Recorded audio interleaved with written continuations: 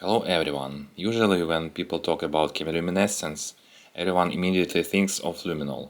Today I am going to show you the chemilumnescence of Lophine. Lophine was synthesized long before luminol, and it is the first synthesized chemiluminophore. Nowadays it's mostly forgotten, mainly because the chemilumnescence of luminol is much brighter and more spectacular. Nevertheless, it's still worth mentioning. Its blue-green luminescence still looks beautiful, and I synthesized a small amount of it for my collection of chemiluminophores. Its main advantage over luminol is that it is very easy to synthesize. Benzaldehyde is practically the only reagent you need.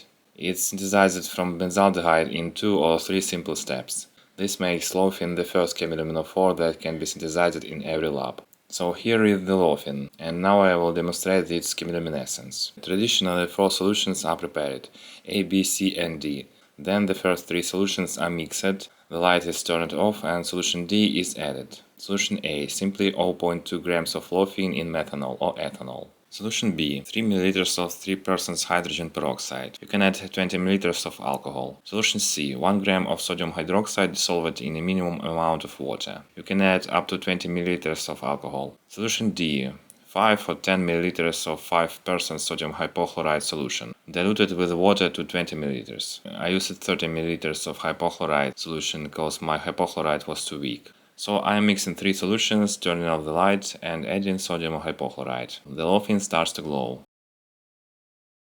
Now let's move on to the synthesis. There is a short 2-step road from benzaldehyde and there is a longer but more efficient road. I choose the first one for synthesis, and I'll leave a link to the second method in the description. So for the first method, 2 reactions need to be carried out. The first is the condensation of benzaldehyde with ammonia to form hydrobenzamide. Then the hydrobenzamide needs to be heated to 300 or 350 degrees, and it will first transform into amarine, which under the action of atmospheric oxygen will oxidize to Lophine. The first reaction is very simple, just mix benzaldehyde with aqueous ammonia and leave it for 2 days. After 2 days a large amount of precipitate will form.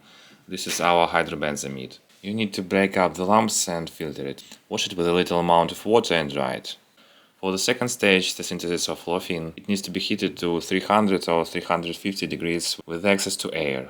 Initially I used a heat gun for this, but its power turned out to be insufficient. It only heated the mixture to 200 degrees. So I used the gas burner. At some point the mixture starts to bubble and smoke. Traditionally the mixture needs to be stirred with a steel rod for 10 minutes, until all the amarine is oxidized. I tried bubbling air through for a few minutes. Not very successfully, the mixture sublimates heavily and produces a lot of smoke. I encountered a problem with controlling the reaction. The thing is, I don't know how long it takes to pass air through until all the amarine is oxidized. I passed it through for about 5 minutes, and I don't think that was enough. I poured the mixture into an aluminum dish, waited for the Lophine to crystallize, and crushed it in a mortar.